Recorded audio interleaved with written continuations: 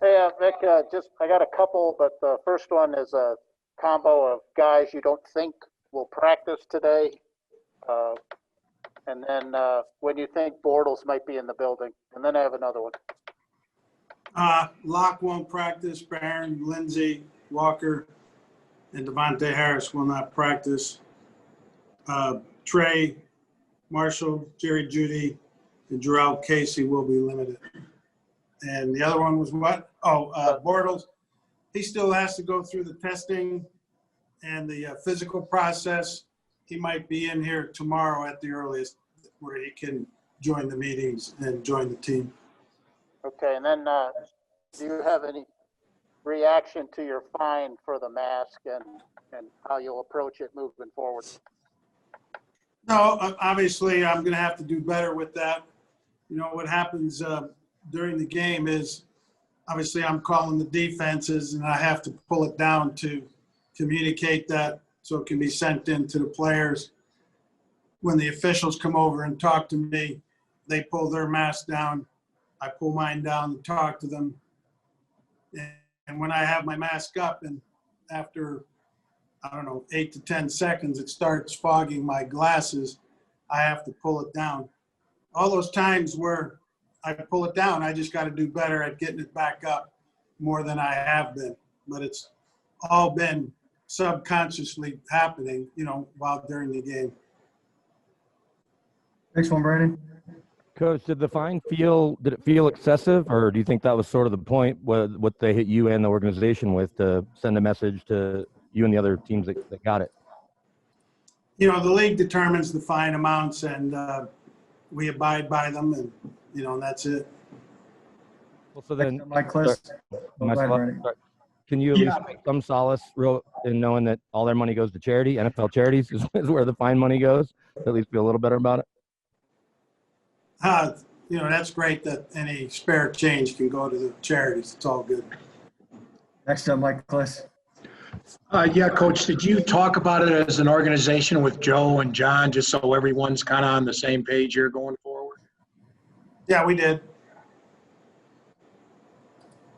Anything about those conversations, what they wanted to get across or anything more? I mean, there's no mystery of, what happened and why it's happening. I just have to do better with it and continue to do a better job of pulling it back up when I have reason to pull it down. Next one, Troy Rank. Hate to labor it, Coach. Would you wear one of those masks like Andy Reid has so you don't have to mess with it? Like that visor thing he has? Was that a consideration?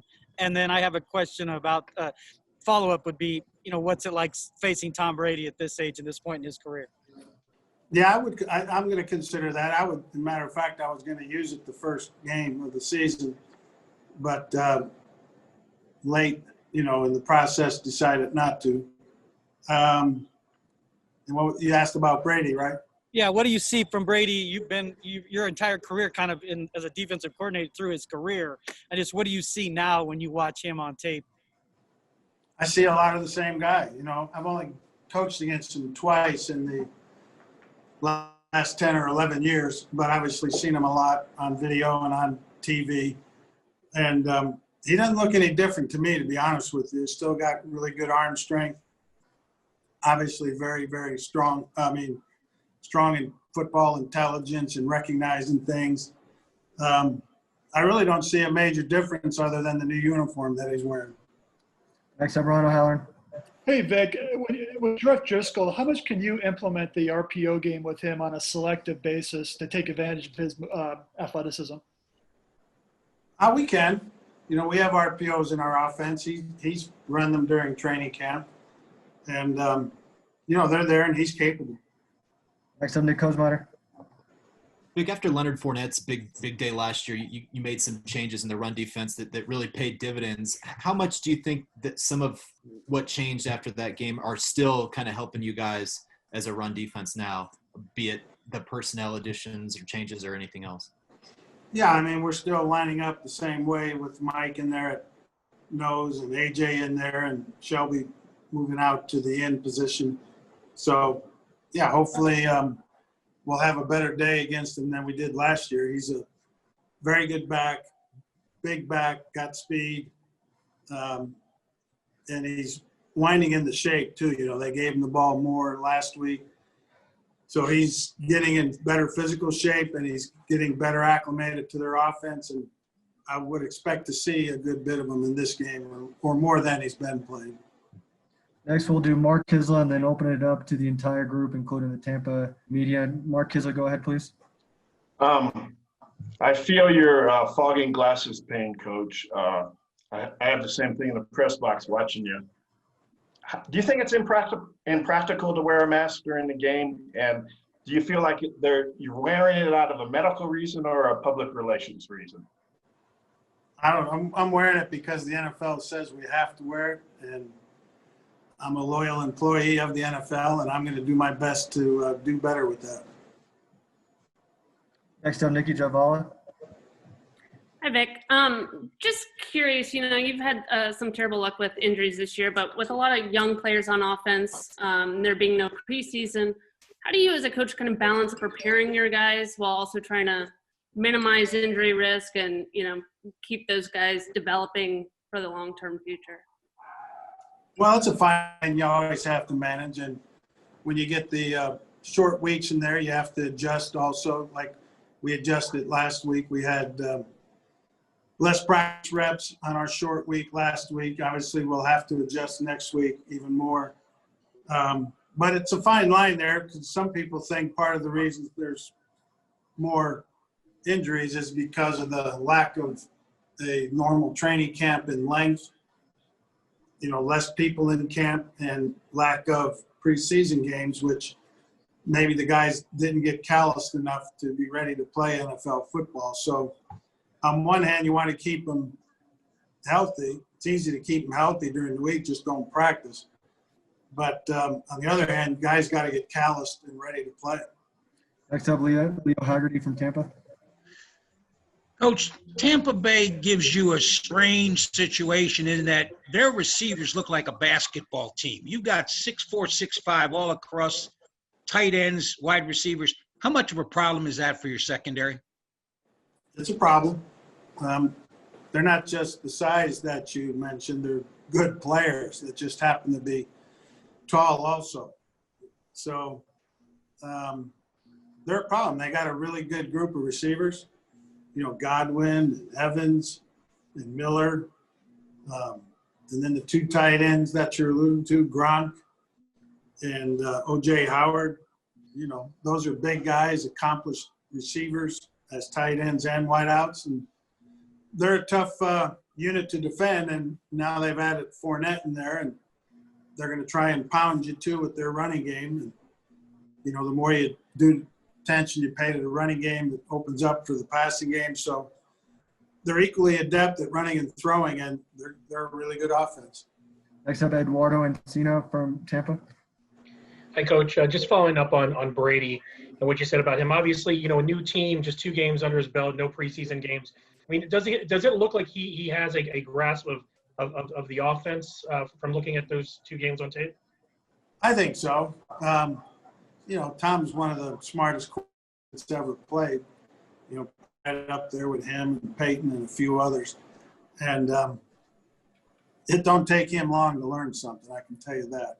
And I think he's doing fine. I'm happy to have him, and he'll probably even get better as the season wears on, as he gets to more playing time. But he looks pretty damn good to me still. Guys, time for a few more. Next up, Arnie Stapleton. Hey, Vic, I wanted to ask you about a couple things. First off, O.J. Howard and Gronkowski. Gronkowski only has 2 catches, and he didn't have any last week. Is he any less daunting right now than he has been? And then secondly, I was wondering if you had any reaction to the death of Gale Sayers today. He doesn't look any less daunting, no. In fact, he looks like he's in pretty good shape. He's running better than I think he did late in the final season of his career with New England. I think he's healthy and raring to go. The balls have just gone outside. They have a good problem at Tampa. They got a bunch of good players to throw it to, but you can only throw it to one guy at a time. And he hadn't gotten his yet. I'm sure by the end of the season he's going to have some good numbers. Saddened by the death of Gale Sayers, the Kansas Comet. I met him a few times when I was in Chicago. Very nice man. One of the all-time most electrifying running backs that ever played the game. Kind of ahead of his time. You know, people in the 60s, there weren't really running backs like that. There's more now, but he was a rare bird, and if it wasn't for his injury, you know, he's kind of like the Sandy Koufax of football. Tremendous short career that injury cut short, but still Hall of Fame worthy. Next up, Andrew Mason. McTelvin Agim obviously will have to do more. What has he shown the last couple of weeks in practice to build on what he did during training camp? Just keep improving, you know. I mean, when you're pretty much sure you're not going to be active on the upcoming game, it's a natural tendency to not stay focused and be ready to play. We have to always guard against that with guys that are in his position that he's in. But we're not afraid to go and put him in there this week, and we think he's got a chance to play good. Last two, Eric DeLaw and Kyle Newman. Coach, can you speak just to the decision to keep Drew on the active roster? Is that in case he's ready 3 weeks from now? Is that to get him practicing earlier than that in case he can go? And how seriously did you consider putting him on IR for a few weeks here? Yeah, all of that. We considered putting him on IR, but as you said, there's a chance he may not have to miss 3 games. But at the same point, there's a chance he might have to miss 4 or 5. So rather than eliminate the possibility of him coming back if he's healthy enough, we kept him on the active roster at this point. Final one, Kyle. Hey, Vic, two-parter for you. Obviously, you don't want to go in 0-3 hole.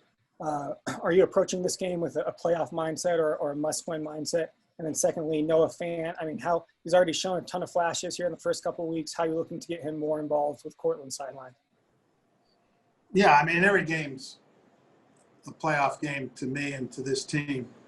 I mean, you get 16 chances of these, and everyone is equally weighted. And, you know, we treat them all the same. And hopefully we'll give the same great effort that we have given. And, you know, I don't approach this game any different than I have the first two. Now, as far as Noah goes, yeah, Noah's had some really good plays for us the first 2 games. You know, it's kind of like, you know, what we said in alluding to Tampa. There's a lot of good guys to throw it to. And, you know, sometimes one guy's not going to get 7, 8, or 9 catches, but, you know, Noah's made some big plays, which is important. And we're very comfortable throwing it to him a lot if that's what is the best way for us to win.